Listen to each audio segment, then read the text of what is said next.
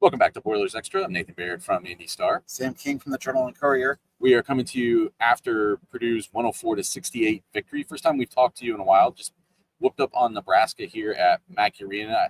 We actually recorded an episode last Sunday, but there were technical difficulties and nobody got to see it. I don't know if that's good or bad, but unfortunate. But here we are again in a very similar circumstance, except the Purdue winning streak is now at 5 games, all by 18 or more points, including 4 straight in Big Ten play. So I think the last time we actually posted an episode of Boilers Extra, we were discussing, it was kind of a Big Ten preview. And does Purdue, we both kind of agreed that Purdue will contend for a Big Ten championship, but we didn't think they could win it. Would you like to revise your statement based on anything you've seen over the past couple of weeks? Nobody has seen what I wrote post-game yet, but the headline is something like, look out Big Ten, Purdue is again a contender. And I know that when you look at this 5-game winning streak, the Maryland win looks kind of impressive now, looking back on it. Yeah. But the stretch of 4 games that Purdue's won here as of late aren't against the Big Ten title contenders, probably middle of the pack to lower tier teams in the league, but much kind of like Indiana did during football. The style of victories is what's impressive. Today a lot of shots went in, but the constant throughout this stretch, I think, has been defense. Like Purdue can score 68 and beat Rutgers on the road by 18. Purdue can score 104 and throttle a pretty good defensive team in Nebraska today. But the key ingredient is Purdue is finding ways to win games. I had not even made that connection that Purdue scored as many points Thursday as it gave up today and still won by 36 points today. First time they'd scored 100 against a Big Ten opponent since 2020 when they crushed Iowa. I don't know if you remember that game. I was off doing other things by that point in my life. But so I'm not going to go so far as to say everything that I thought as of 2 weeks ago is different now. However, what I think is very crucial is this new mix that they've come up with. And Caleb Furst stepping into the starting lineup the way he has, getting what they get from someone like CJ Cox now, especially as it relates to taking care of the basketball.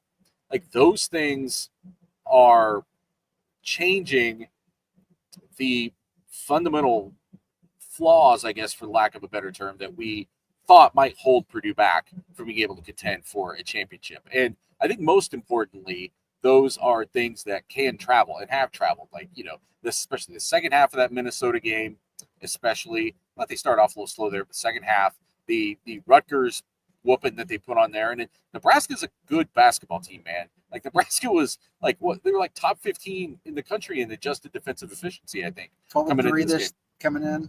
Yeah, I mean, and that's all relative to schedule, but some of their performance metrics were really good.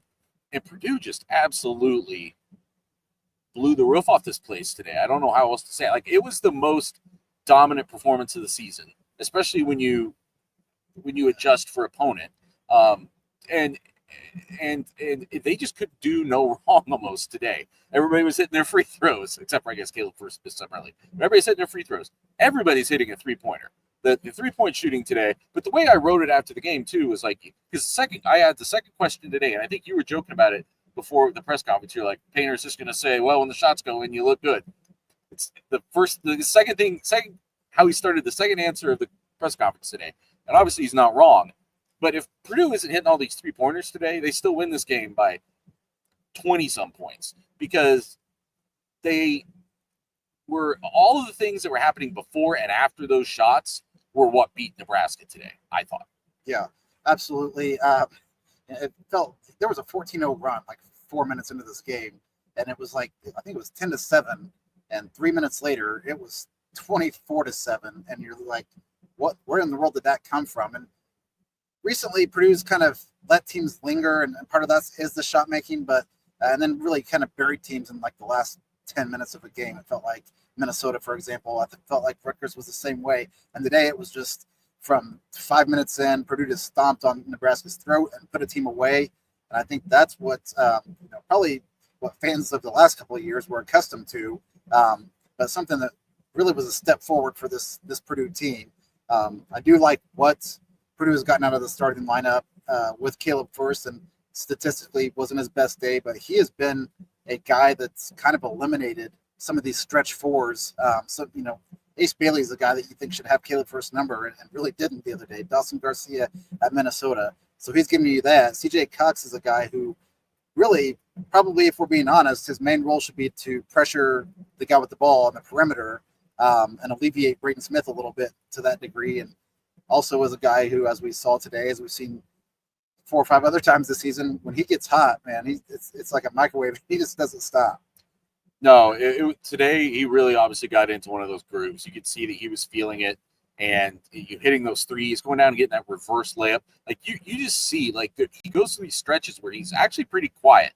He's a pretty quiet guy in his personal life too, it seems like. But out on the floor, he can be quiet in terms of like counting stats. He's still out there working and playing hard, but he isn't taking shots. He isn't doing other things like that. And then he'll have these nights where it's just an eruption, and that you're getting those nights as a true freshman is a good sign for what's to come. I'm actually working on a story that's kind of about his or kind of his origin story that'll be up on IndyStar.com and JC Online sometime this week, I think, or early next week. And we can talk more about him at that time maybe. But he was just one element of today, and I think to both kind of like counter, but maybe also speak to what Matt Painter was talking about. They just came out of a game where they made 4 of 24 threes, but still dominated Rutgers. So I don't think the shots have to go in. That's maybe the most promising thing for Purdue right now, is that they don't have to shoot the lights out to look like they're just overwhelming a team. And obviously today it looked especially overwhelming because they did hit the shots. But they're 4 of 24 against Rutgers, so they only win that game by 18. If they 7 of 24, which is still a bad percentage by Purdue standard, barely by anybody's standards, now they win by 27. And it makes this look even more impressive. Like this, it's not against the best teams in the Big Ten. The best teams in the Big Ten are still coming. If you go look at Purdue's KenPom, it's a lot of B teams right now, right? And B doesn't mean bad, but B is not A. And the A tier teams are still down the line. They'll get one on next Saturday when they play Rutgers or Oregon. And like that's going to be, I think, a bigger test. But I think what you're saying also is really important, that it's not like they're finding a way to win. It's, the Minnesota game really seemed like kind of a grind a little bit, considering that Minnesota is also the worst team in the Big Ten. And that played into it. Like, it's a game Purdue probably went in there saying, we're going to win this game. Maybe. And first road trip back from the break, I don't know, whatever. They still won that game by 19 points or whatever. 20, yeah, 81-61, right? And then the next game was 79-61. Like, they've just been stacking these up, and it's the magnitude of the wins that I think you have to take notice of. And I think it's also, we can say, like today I thought was maybe the exclamation point on this team came out of Auburn, I thought, still looking for, trying to find itself a little bit.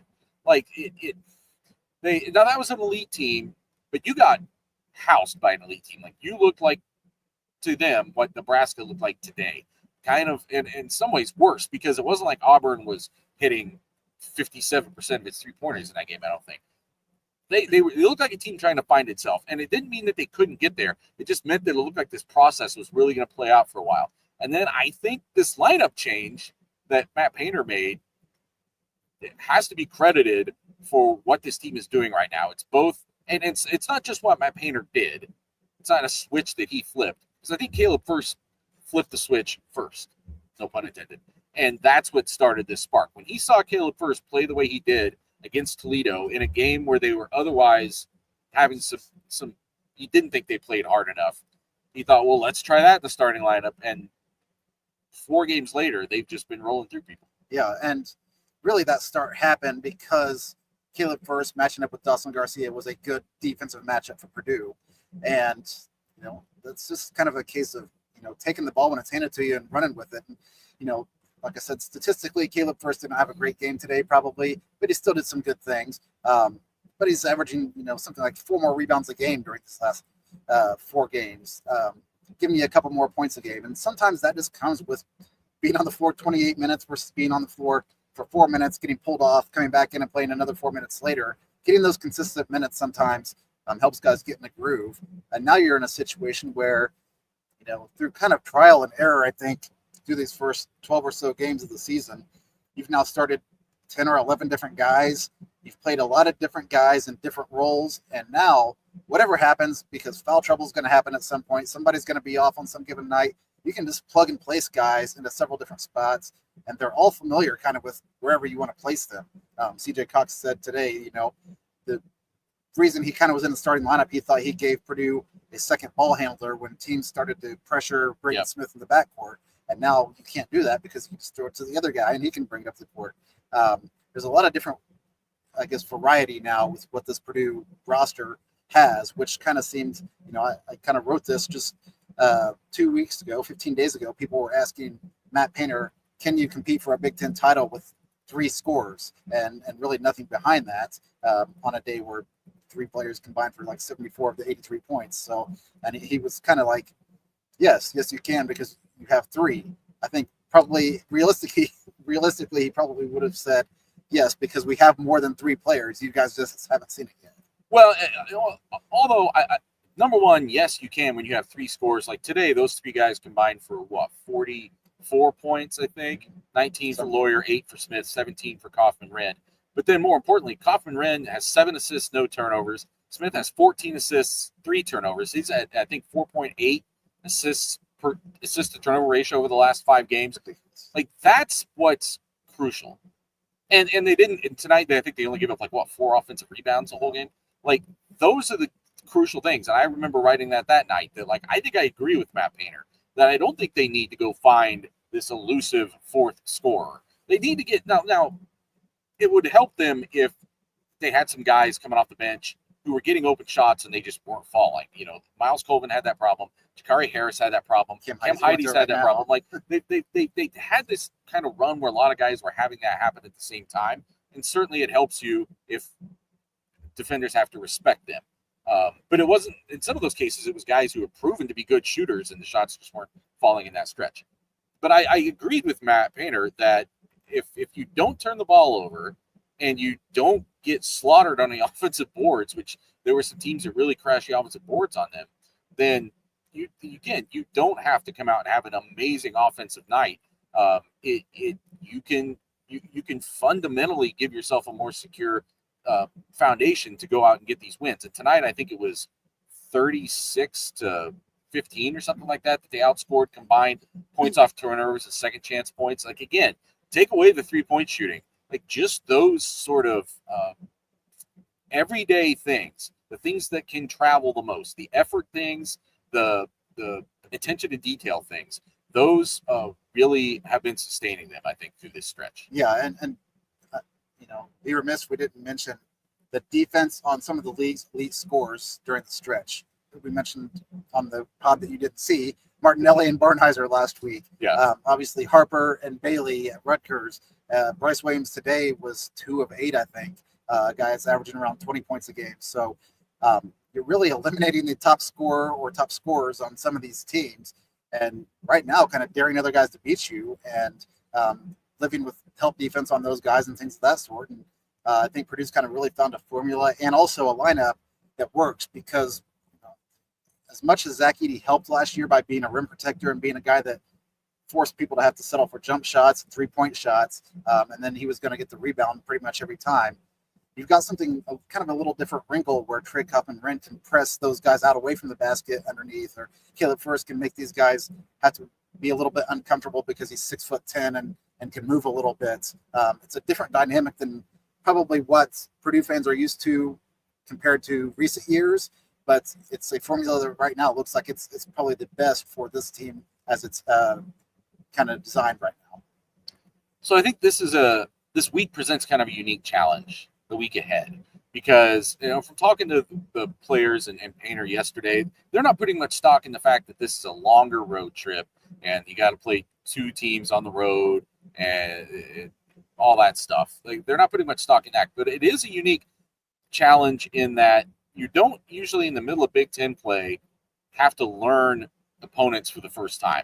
And there was a component of what happened today that I think was some guys who are very veteran in Smith and Lawyer and Kaufman-Renn just executing perfectly what they wanted to do against what they knew Nebraska was going to do. Like, this is their 4th career game, I think, against Nebraska, and they know what to expect from what Fred Hoiberg throws at them. Even though it's not Zach Edey in the middle anymore, they more or less knew, I think, what they were going to see today, and they wanted to attack that in specific ways. They're having to now go learn Washington for the first time, although that actually, because they played Danny Sprinkle team last year in the NCAA tournament, that probably helps them actually a little bit there as far as making that adjustment. On the team. So. Right. So that does help them. And then the Oregon thing, they've got then 2 days after that to prepare to face Oregon. That actually probably helps a little bit too. But we looked a couple weeks ago when we talked about this at that Oregon game sitting out there on the horizon as like, if you want to win a Big Ten championship, you vastly help your chances if you can find a way to win that game. And Oregon, I think, has come back to earth a little bit since then with some of the games that have been played. At the time, I think they were maybe 12-1, and their only loss was a 1 or 2 point loss at home to UCLA, who at the time looked like they were maybe going to run away with things or something, and they've definitely come back to earth. But that still looms as a huge game, I think. Like, you can't overlook Washington, because Washington has, in some facets, played a little bit better recently, not so much when they went and got blasted to another planet by Michigan State the other night. But they've had some other good results in there. But that game Saturday at Oregon just is one of the biggest ones in the Big Ten this year. Yeah, absolutely. If you come back from that 7-1 in league play, and you've got that long trip out of the way in the stretch of 5 straight days in the Pacific Northwest where you're staying out there, and just beating another potential contender on the road, and it's the only time they're going to get a shot at you. Yeah, then you get into from there basically standard Big Ten as you know it through the years. I think Purdue has, after that, 5 road games, and they're all drivable by our standards. Flights for Purdue to Iowa City and East Lansing and Ann Arbor and places like that. And then I think Indiana and Illinois would be the other 2. So definitely favorable schedule, even though you do have to go to Michigan State. You do have to play Michigan twice. But it's a lot more what you're comfortable with, especially for these veteran guys who've been in the Big Ten, as it was previously known. And then USC and UCLA are, one-time games that are both at Mackey Arena. So you're definitely setting yourself up very well to be a contender, to be in this mix. And then we're probably going to start talking about that Illinois game in March. If you come out of this 7-1 and as the season goes on, probably not next week, but at some point, I think that becomes a big game, much the magnitude that this Oregon game is. Yeah, I don't know if I would say favorable schedule. I think it's a pretty tough schedule. I mean, you also... No, it is a tough schedule. I meant more like in terms of travel and things of that sort. Yeah, I do think it is good to maybe they're taking this trip at the right time. Like, they have figured some things out. They are building some momentum. They're building some confidence.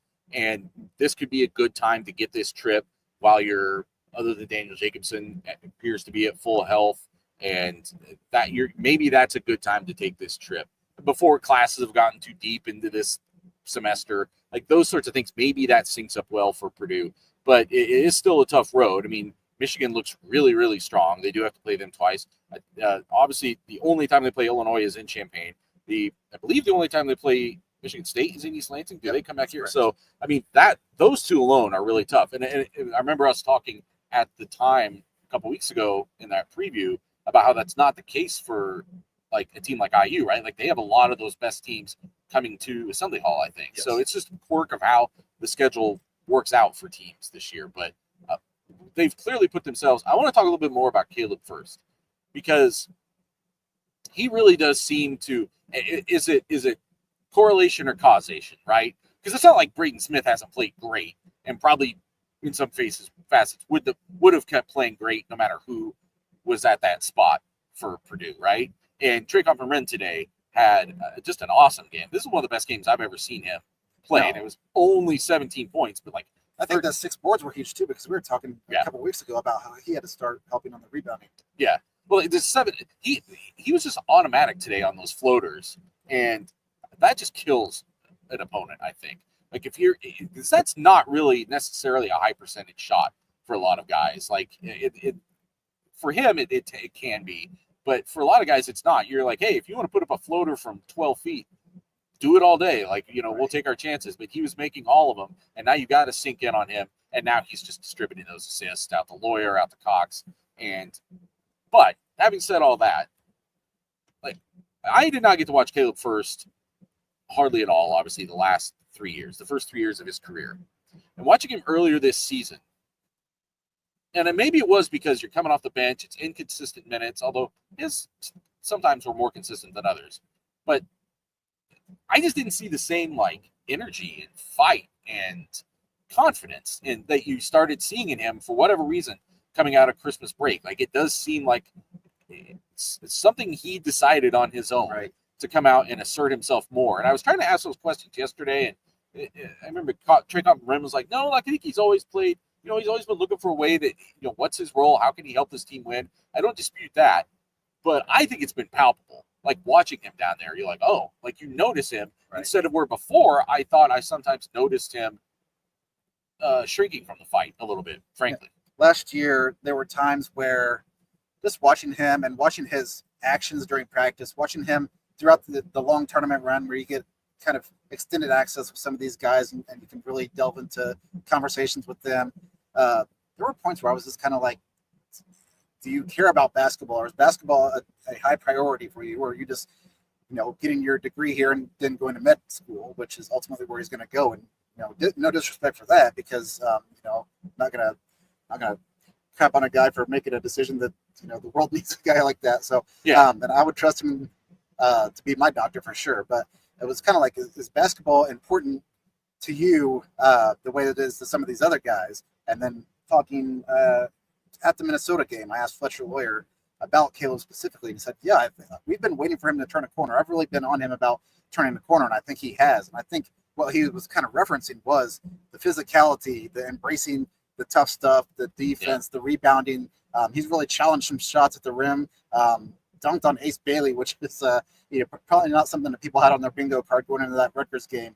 It seems like, you know, almost kind of like there's a renewed passion for basketball. I'm not saying he lost it, but to me, just from a spectator's perspective, it felt like it wasn't a top priority for him. And now it looks like, you know, he's showing why he was a Mr. Basketball in high school, while he was a starter as a freshman here, started some games as a sophomore for Purdue. And now he's a big reason why Purdue's been able to kind of not turn its season around, but had some success here since Christmas. I wonder if some of it is just, you get to your senior year, athletes talk about this all the time. Like you get to your senior year and all of a sudden, like you turn the corner. It's not middle of the season in terms of games played, but it's that winter break is typically kind of a divider. And like you come out of the other side of that and you're like, wait, this is it.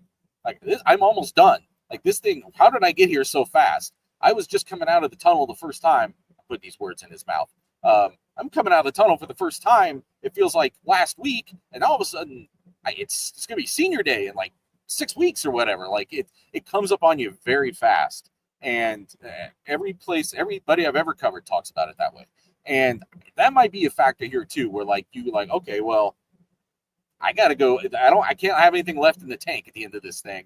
Let's go out and do this. But it does seem like he is just asserting himself in an important way. Now, and let's face it, like all of this tinkering that's been going on from a lineup standpoint, going back to the scrimmages, what's it all been about? Like, Braden Smith is always on the floor. Fletcher Lawyer is always on the floor. Trey Coffin-Wren is always on the floor. There is another guard spot there that, do you want it to be someone like Miles Colvin, who's more of a wing? Do you want it to be more of a true guard like CJ Cox or Jakari Harris? And which of those two do you want? CJ Cox gives you more shooting. That spot could be maybe just interchangeable. And Cox obviously took advantage of it, and this is the second double-digit game in 3 games, so something's happening there.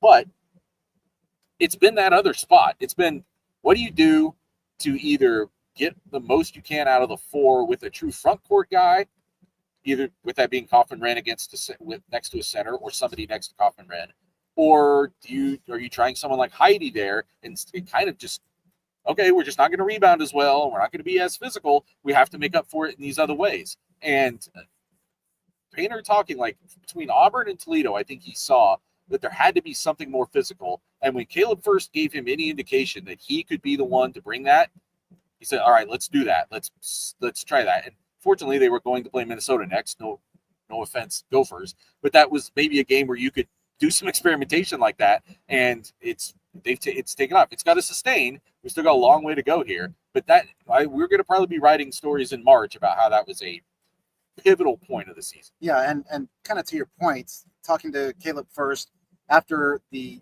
Rutgers game, and he said, "Listen, realistically, I've got 2 months of basketball left in my life. A lot of these guys want to go to the NBA or they want to go to Europe or whatever. He knows what he's doing. He knows, once the season is over, he's done playing competitive basketball, and I think you want to go out on a high note and say, I gave it everything I had, and did the best I could, and helped my team win, and that's really what he's doing right now. And you mentioned some of those other guys that are on the floor quite a bit. I think they have such a competitive level, and then the expectation to win because Braden Smith in high school led his team to the first sectional championship it ever won. Fletcher Lawyer was a guy who was consistently moving deep into the high school state tournament. Trey Kaufman-Wren won multiple state titles, as did Caleb Furst. You have guys that know how to win and expect to win. Then it's, what are you going to do, or what did you do to win? And we're seeing those winning qualities come out in several different ways from kind of the leaders, the elder statesmen of this team. Yeah, and so I think this week, again, it's one of those things where every game isn't a referendum on a team. But when you look back over these 5 games, today really crystallized it for me, just how far they had come from the way that I was thinking about this team after the Auburn game. And I think if they had won these last 5 games by like a combined 18 points, you'd be talking about it differently. You'd be like, well, they're really, they're grinding it out. They're like finding a way to win. And can they really sustain that? But when they're just blasting people off the floor. I thought, Fred Hoiberg was talking about it today, that he was watching that Northwestern game. He's like, I didn't think Northwestern played that bad. And I looked up and they're down by 30. Right. Like, what happened? And at the Rutgers game, I keep coming back to, that was really fascinating me the other night, that Trey Kaufman-Wren's in foul trouble, so he's barely playing. They can't make a 3-point shot to save their life. Like, so many. Then Caleb Furst gets in foul trouble. So, like, if they are really, like, in dire straits, it seems like there's a lot of games where that would have been the case. And the one departure from when they were really kind of lining things up here recently is that game. And what do? Oh, we just maybe have the best player in the Big Ten, and he'll just take over and play an awesome game. And you get Braden Smith to just kind of lift this team. And today, other than the assists, he didn't have to score a lot today, but another phenomenal game from an assist standpoint. It's back-to-back 14 assist games. So he's averaging something like, I can't remember what it is now, a ton of it's like 12 assists a game for the past 5 games or something. 11 points, something. Right? Yeah. So I think it's fair to say it's still going to be a battle, but I do feel more optimistic about Purdue's chances of a 3-peat than I did coming out of that Toledo game, going into that Minnesota trip. Yeah, absolutely. And, Matt Painter will say ad nauseum, it's not who you play, it's when you play them. And I think that this schedule set up, kind of back to the original point a while ago, set up well for Purdue to get some success and get some momentum now going into this stretch. And yeah, if you can get 2 wins out of this, I think you're sitting very pretty coming back to a stretch where you play, I think after that, Purdue plays 3 straight home games against Ohio State, Michigan, and Indiana. So not pushovers by any means, but you get those 3 games at home and really have a chance to be 8-2, 9-1 through halfway through the Big Ten season. I think more than the wins. The wins can be, obviously you want to win. The wins can not tell you everything that a team accomplished.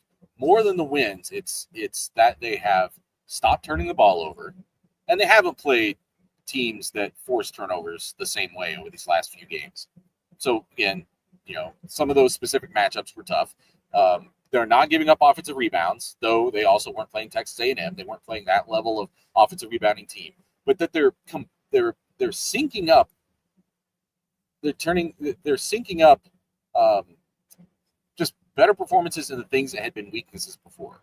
And if you can sustain that, then it changes the outlook of a season. Because your personnel isn't going to change, but their performance had to change. Your performance had to solidify in important ways, and I think that has happened. Yeah, very much so.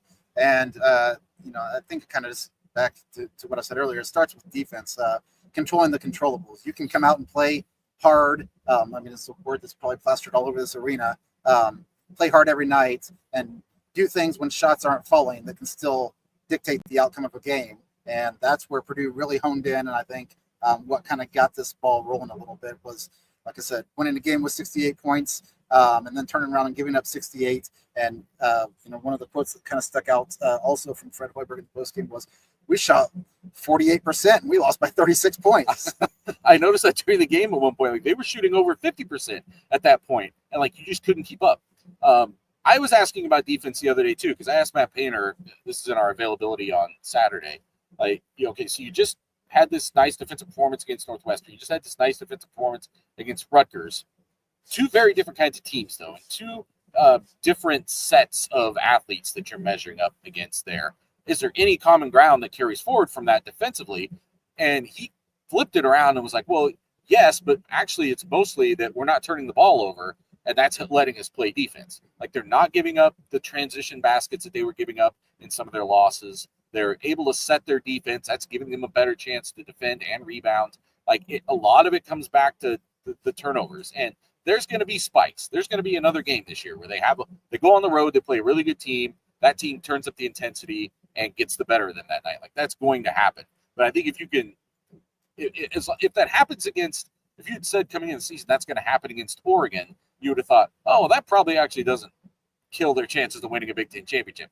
But when it starts happening against the Penn States, no offense to them, I think you've got to find a way to overcome it against those teams. And it seems like this new lineup configuration might help them do that. Yeah, and I was talking to another reporter after the game, just kind of whatever, and he said, like, the game I think Purdue would like to have back is that Penn State game. I said, yes, because Purdue is better than Penn State, and now with what Purdue is as of today, I think Purdue's outcome in that scenario would be much different. Now, you can't go back and replay that game. It obviously happened and turned out to be a loss to start the Big Ten season, but you want to find that out. You want to find out, where you have weaknesses, where you have to get better early on and build from there. And I think that's why Matt Painter has been so successful over 2 decades now is he really is, kind of using that pre-Christmas portion of the schedule to figure out what is the best situation, that I guess the best roster setup, and off the bench and all of that stuff, that you can get the most out of them come March and try to make a deep tournament run. Has it always led to success? No, but more often than not, I think that Purdue feels like it has the best chance to succeed in the tournament based off what it learned early in the year.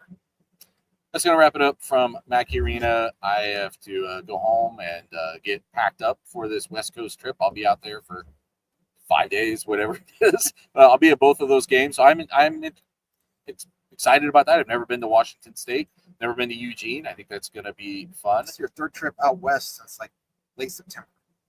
It is. That is true. San Diego and the Oregon State trip. That was my first time to Oregon for football. So this is the new Big Ten. This is we're going to the Big Ten's most remote outpost this week. But again, I think still just a kind of a crucial week for Purdue. You've got some momentum. Most importantly, you're playing well in important facets.